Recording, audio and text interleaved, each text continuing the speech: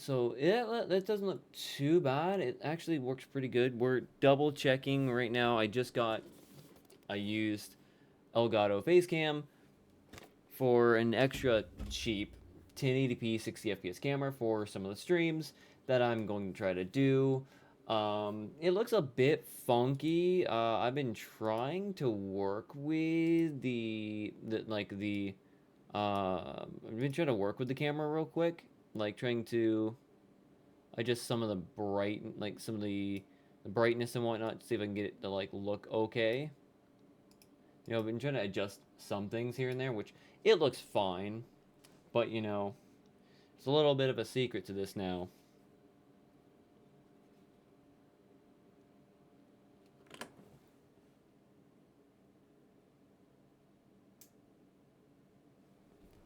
I made it night vision.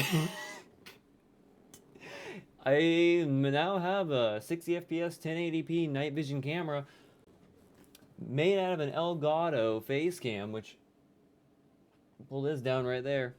I could really freaking wash everything out now if I really wanted to. You can tell right there. You wouldn't be seeing that on a normal camera. Let's just try this real quick. Again, this is me being absolutely a bit, how you say, autistic when it comes to certain things. Let me see if I can adjust out some of the sheer brightness of it for a moment. But yeah, it works so good right now. It works so good. I'm telling you what, this is test works, and you can still see color right there. You can still see the TV screen in color perfectly fine. If I bring up my phone right here, actually, no, my phone's in purple. Let me try to bring up a different kind of colored screen on it. You should still be able to see pretty well on that when I bring it up closer, which still works. So it's pretty cool. It's a funny experiment, funny test. Was not really expecting it to actually work as well as it does, but it does. And we have a new ability to technically continue a certain kind of series that we were doing. The Resident Evil series can now continue in a little bit. Probably not tonight. I'm probably gonna be resting, but this is kind of cool. Like I said, it's an Insta 3. It's a face cam. It's a really cheap face cam. I finally got it to work. I finally got one in that works, and in one way that I can actually show it actually working would be this right here. That works. You hopefully can't see through my shirt because that's not really good. But if I bring up like things like this, they lose their color. If I bring it closer to the TV, you probably can start seeing some of the color on it, but that's about it. Like here's a very, very colorful thing. Dolphin's hat. You can kind of see the color coming from it from the light over here, which as soon as I get close to like the TV, you can kind of start seeing the light come back from it, like come back on it, which is kind of neat. I'm trying to get it. You can kind of see the color coming, but when I come back over here, the IR light's doing it. So, like I said, this is a project I've been working on for a little bit now. I don't have every single light off, so it's not perfect, but it is a much better picture quality, in my opinion, than the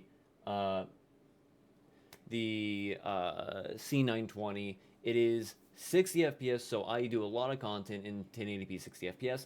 So now with this thing actually doing exactly what I want it to do, being really, really good looking in quality, I cannot wait to test this some more, and especially testing it on stream. So, yep, it's just kind of neat. I'm sorry, I kind of wanted to get this thing set up and kind of done, and I finally actually have this done right now, which is pretty cool. Like I said, pull that light back on, as you can kind of see it transitions from the freaking IR to just full spectrum light right there, which again, I can use this camera for normal things like this as well. It's gonna look a little bit odd, and I'm gonna have to adjust a little bit more when it comes to certain lighting bits, but it works. I can get my light bulbs actually turned back on in my room. Apparently those don't want to turn on right now. My app's broken. So there you go. Very, very quick video of that. technically all you have to do when it comes to the Elgato, the Elgato Facecam, is to pull that front cover plate off and unscrew the lens, and then you can basically just like hot swap out the little piece on top, because there would be an IR filter right here on top. All you gotta do is pull that off, and bing, bing, boom, Bob's your uncle. You're done at that point, and you can just put it in, screw it all the way back down, and you're good to go. This is an extra from a broken one, so from one that came broken. So like I said, this is my second camera for this. This is the second camera for this test. This is the second lens. But you can kind of see, like, all you got to do is pull out this specific lens right here, pull out the filter on the back of it, and just screw it back in. You don't need to put anything on it. You don't need to really do anything with it. Everything for it just works. So, yep, there you go. That is going to be the video here today. Not really something incredibly crazy, but something that, like I said, I've been working on for a little bit of time now, that I actually now have working. And yes, I look a bit sweaty because it's hot in Florida.